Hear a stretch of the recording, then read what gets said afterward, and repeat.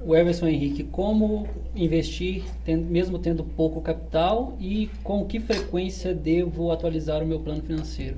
Cara, o Everson, o nome dele? O Everson, investir tu tem que investir sempre, tá? E quanto? Quanto que dá para investir? Dá 30, 50, 100, 1000? Investe quanto der. A grande sacada do investimento é que o dinheiro tem poder no tempo. Quanto maior o tempo que você vai passar investindo, melhor. Então, mesmo que você invista agora um pouquinho, mas você vai passar aí 30 anos, imagina que você é um garoto de, sei lá, de seus 35 anos. Não é um garoto também, né?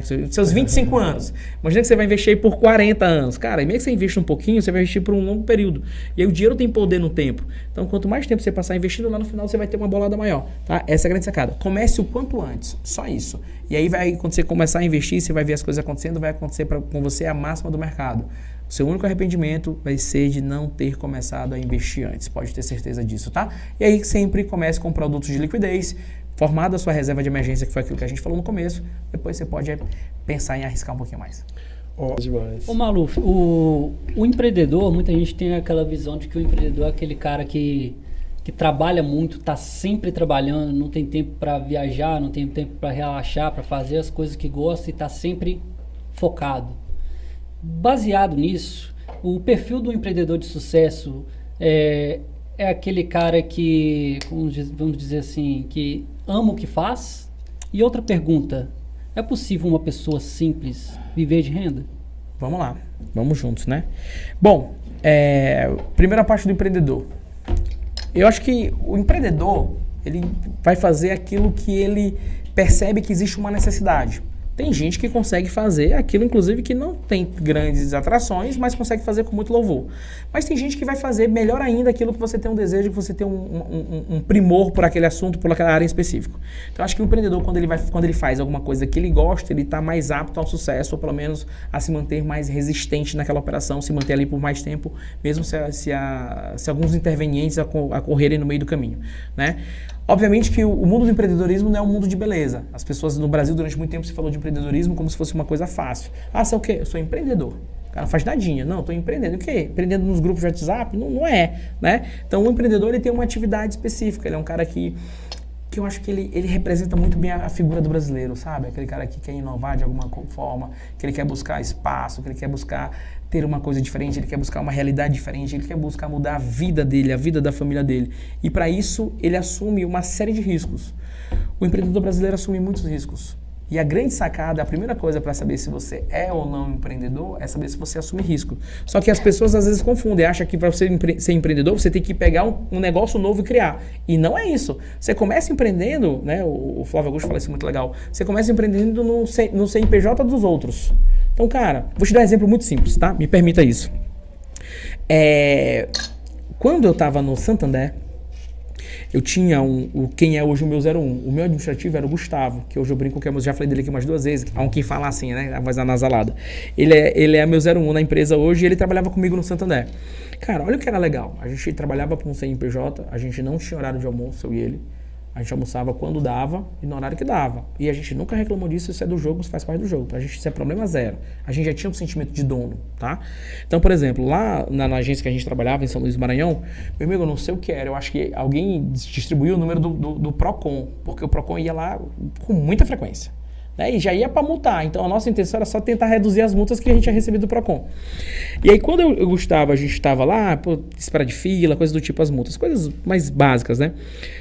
A gente estava saindo para o almoço, era muito comum isso, tipo 3 da tarde, às 15 horas, a gente está saindo para o almoço, chega o carro do Procon. Cara, a gente volta na mesma hora. Para quê? Para conversar com a galera do Procon, para reduzir a quantidade de multa, para justificar uma coisa ou outra, tentar amenizar e tudo.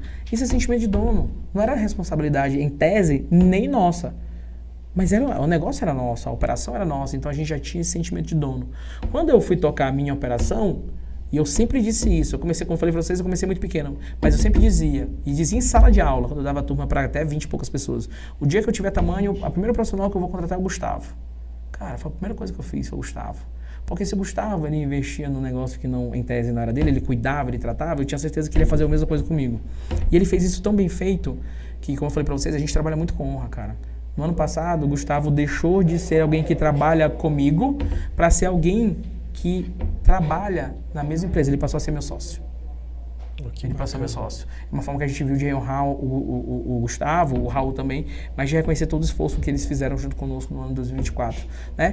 Então, ele já era empreendedor em outra área, eu só fiz trazer ele agora para um CNPJ que era meu e agora é um CNPJ que é nosso, né? Mas ele já atuava lá. E quanto à questão que você estava falando de se mesmo com pequena renda, mesmo com simplicidade é possível ter uma pequena renda, a gente precisa ter muito cuidado com isso. Porque se a gente estiver falando de um dinheiro no tempo, um dinheiro com longo prazo, Marcão, esse aqui é um dinheiro que eu estou guardando há vários e vários anos, aquele pouquinho no final vai ser alguma coisa. Mas a gente também não pode se iludir. A gente não pode achar que a gente fazer uma contribuição muito pequena aos 50 anos, quando tiver com 65, a gente vai ter uma reserva confortável para viver a vida que a gente queria. Não, não vai. A gente precisa ser muito realista. Eu costumo dizer sempre que no mundo dos investimentos, a gente precisa ser muito transparente. Né? Entender o que é possível e o que é real. Né? Como assim, Marcão? Cara, é possível...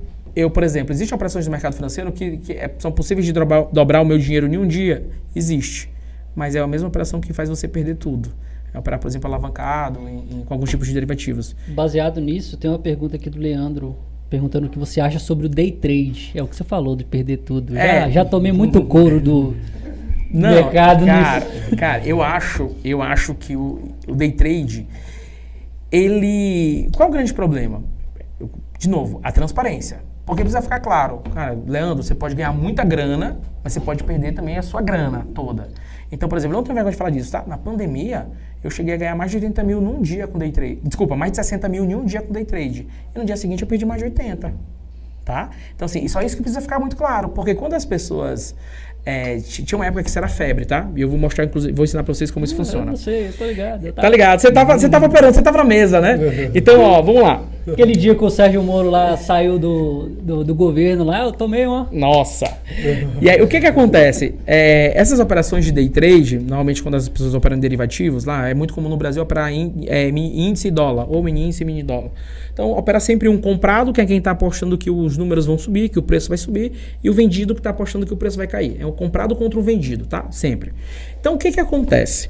O que as pessoas faziam para fazer publicidade? O cara entra, opera na corretora A comprado e na corretora B vendido. O mesmo ativo, a mesma quantidade. Ou seja, se em um ele vai ganhar 10 mil, na outra ele perde 10 mil. Ele matou a operação dele. Mas ele ia para a rede social e exibia lá que ele ganhou 10 mil.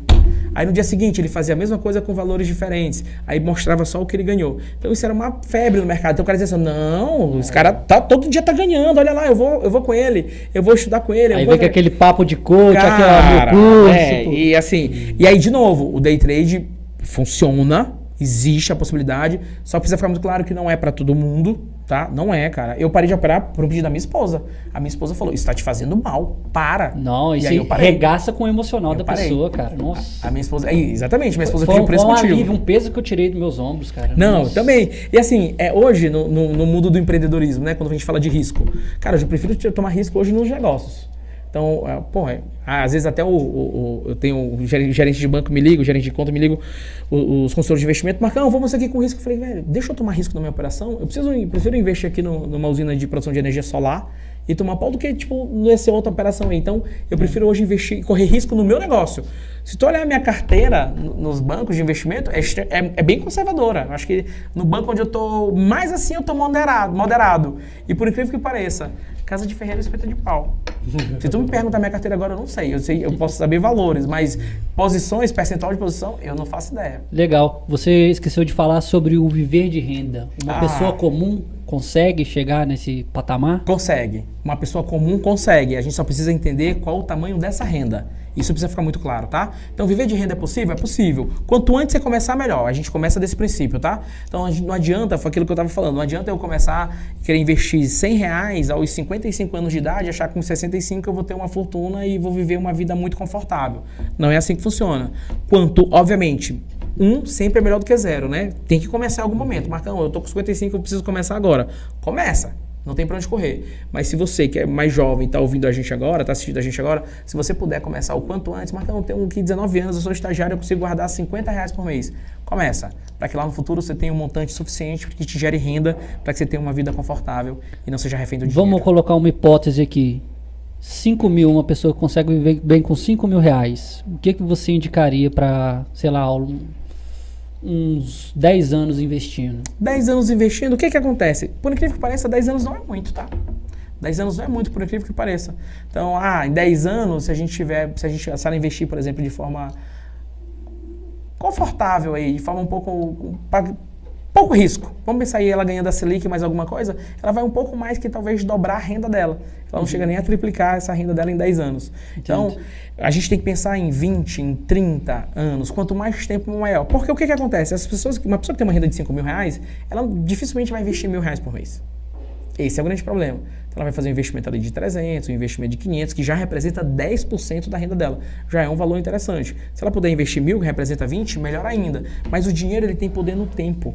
Quanto antes você investir, quanto mais cedo você começa, no futuro, maior vai ser o teu pé de meia, maior vai ser o teu volume. E aí você consegue ter uma renda melhor.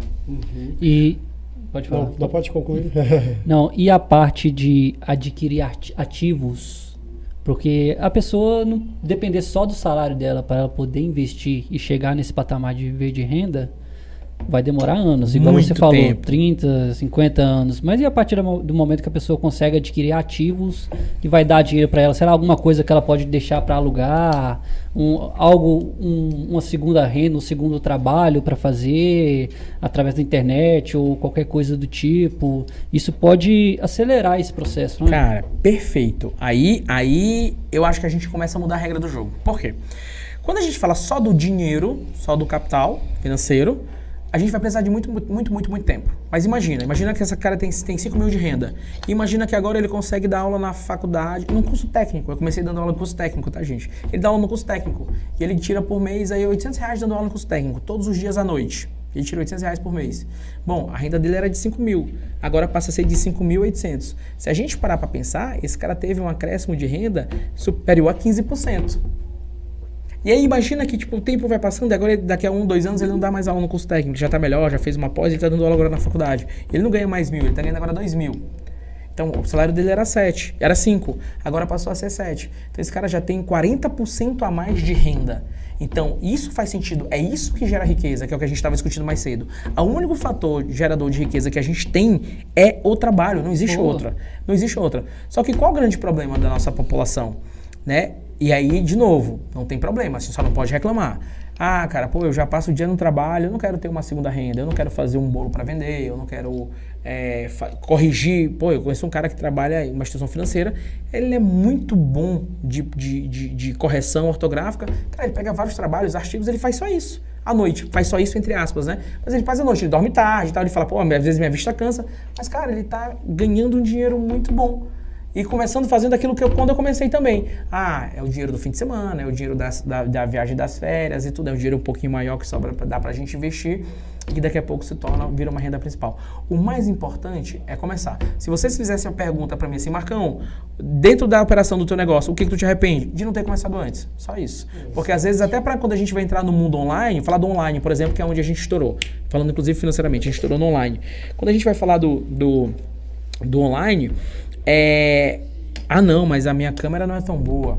A gente começa a colocar desculpa, né? Mas na verdade é só medo, gente. Eu passei por isso é só medo. Não, mas o microfone que eu gravo não é tão bom. Não, a luz não é tão legal. Eu vou primeiro providenciar tudo e às vezes o cara providencia tudo e ainda assim não faz. E aí, aquela máxima, o único arrependimento é não ter começado antes. Eu falei com você, quando a gente começou aqui, o convidado desmarcou um dia antes, o primeiro convidado episódio, nosso. A gente tomou meio que um bolo aí. A gente falou, se a gente não começar hoje e amanhã, a gente não começa mais não. Aí veio só nós dois. Exatamente. Legal. E aí vai fazer quase 2 anos aí no projeto, né? Que deixou de ser um projeto e virou uma realidade, já né? tem mais de 70 episódios já, e veio muita gente legal aí.